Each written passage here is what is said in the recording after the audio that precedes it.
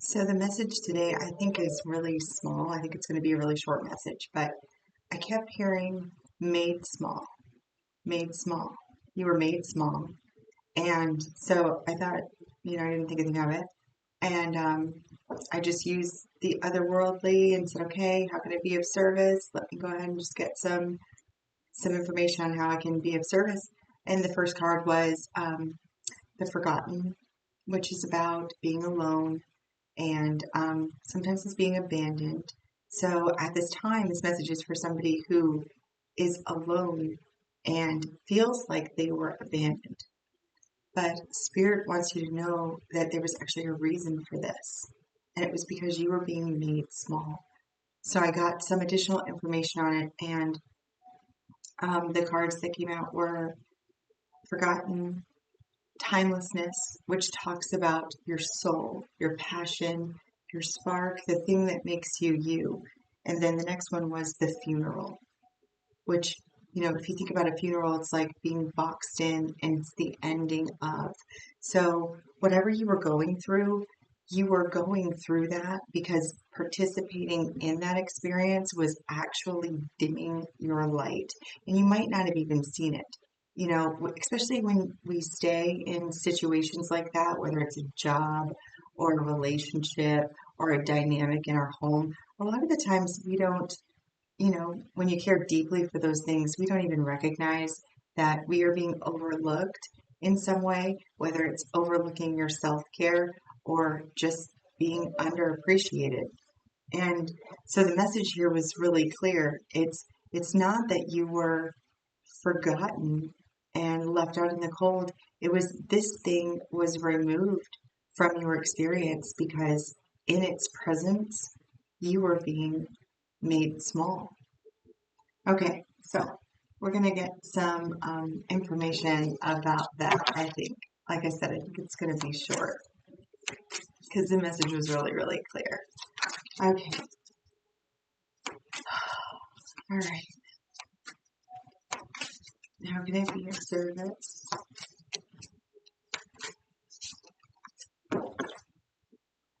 All right. We have the matriarch.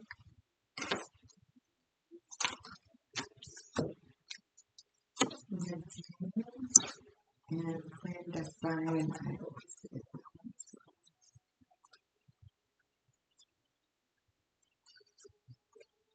Keeping secrets.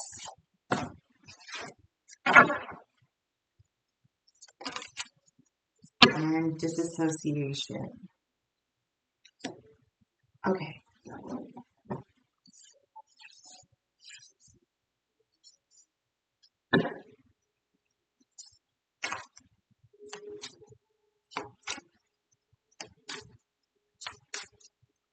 I feel like,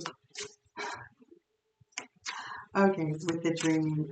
All right, so the matriarch, the mother type energy, whether this is just you or the the primary, caregiver in your environment or the primary caregiver at your job, you're the empath, the one everybody comes to, it kind of feels like a little bit like that.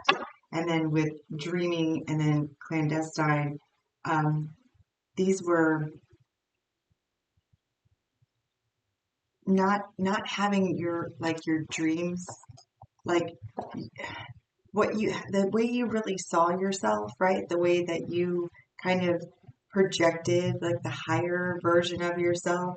You almost felt like it was,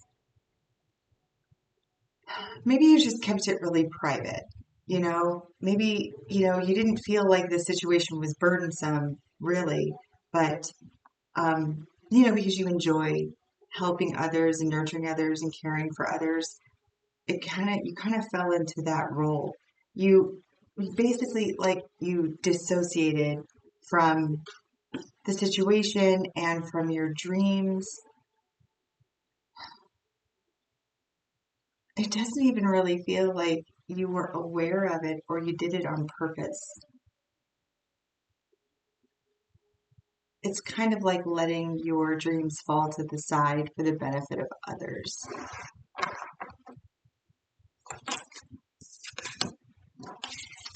Your dusk. the guardian, the nemesis, and dawn.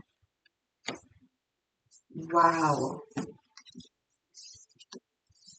We have dusk, in between dusk and dawn. We have the guardian, the nemesis.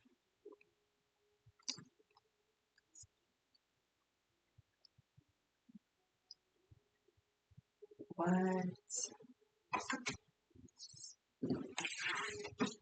Wow. I don't, I don't even, I don't know. Okay, so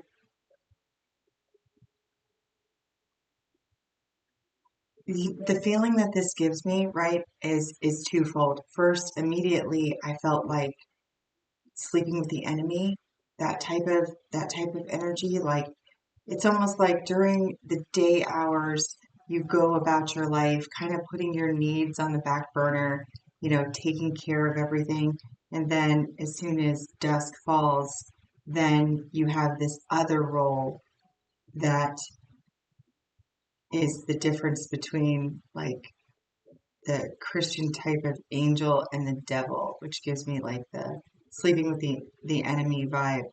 Like you either have a very tumultuous relationship that gets maybe during the day because it's you're busy and it's busy and you guys are kind of occupied, right?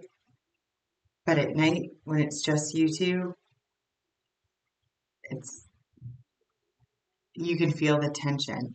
And then if that is not, I see like the angel and devil on each shoulder. So if this is aspects of self, it's you struggle at night, particularly in between dusk and dawn, about, um, you know, I don't know if it's remaining integrated with those shadow aspects and the light aspects in within yourself, or you're really tormented by ideas or something that are negative maybe in nature, especially as night falls in between, um, the setting of the sun and the rising the next day.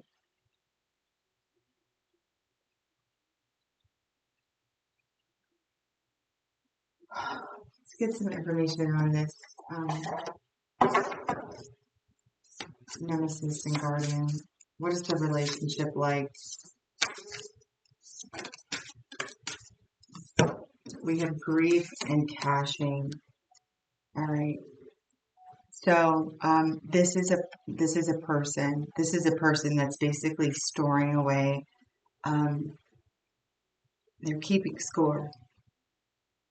This is the energy of keeping score. Whether that's you or your person or the dynamic between your angel and devil, right? That energy of angel and devil, you're keeping score.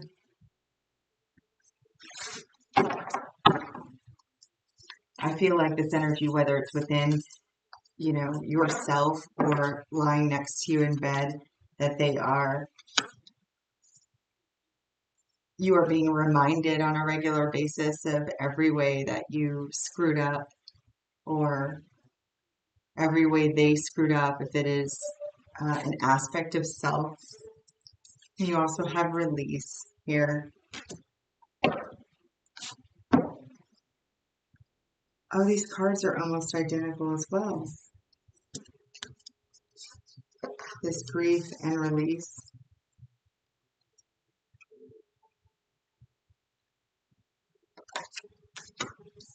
If you are the one that's keeping, if we're talking about an internal, let's just clarify, are we talking about a person or, okay. So to clarify whether we were talking about a person, it was Ten of Wands to the King of Cups. So this is either you, like from a space of completely, your heart is just so overwhelmed, which would cause that conflict, or it's because there's another person in your environment. So I guess it'll be, take it as it resonates. But you're being asked at this time to release the scoreboard or release see like tally marks, like the tally marks. Either you are going over events of your life, it's incredibly oh, okay, keeping you small for sure, dimming your light for sure. If you are sitting between the hours of dusk and dawn and you are going over all the ways that you have just royally screwed up, right? Or your person has done you wrong, or the ways that you failed during the day, you're asked to release those feelings. If you are lying beside a person who is recounting every error that you've made or every way you've been harmed, or you're lying next to them and in your private thoughts are going over every infraction that has ever occurred in your relationship to them, you're being asked at this time to release that. Just like the original message, which was the forgotten timelessness and the funeral. Like this situation is making you small. It is dimming your light. So whether this is external or internal, that's what you're being asked to do. Yeah, scavenge at the bottom. This is not good enough for you. This life, whether it is, you know, as within, so without. It would be very difficult, for you to really be able to do some self-reflection. And if this is happening in your external environment, it is happening on the inside. That is the only way that it can be projected to the outside, is if it is happening on the inside. That must be the message. That's pretty cool. So go within and see how do you feel about you? Like, how do you feel about you? Do you feel like you're a failure? Do you feel like you're alone? Like, do you feel like all of your dreams and who you were supposed to be, and I'm talking about the magnitude of who you're supposed to be. I mean, do you feel that that's not enough? Like, do you feel that you're not worthy? Because all of those things are untrue. Everybody has a past. We're all in this together. And yeah, like we make mistakes. We're human, right? If you're laying your head down at night and you're worrying about all the ways you failed as an employee and you failed as a mother and you failed as a provider and you failed in your relationship and all the ways you failed over your lifetime and the cycles you repeat, and like if that's what's playing in your head, you are going to look over and that's what's going to be laying in your bed. That's just the way this universe works. Your thoughts become things. And if you look over and they're laying in your bed, check your heart space. You guys check your head space because it's playing like a broken record in there somewhere. Oh, okay, I like this Raven Relics. We're just gonna close with that is the message. Just you're being asked to identify and then release this energy because it's making you small. Now, if this is no longer in your environment and you are currently alone, right? And you're questioning why you were forgotten, why you were abandoned, why you were left on your own. This is why. This is why. You might not have seen it at the time, but this is why that happened.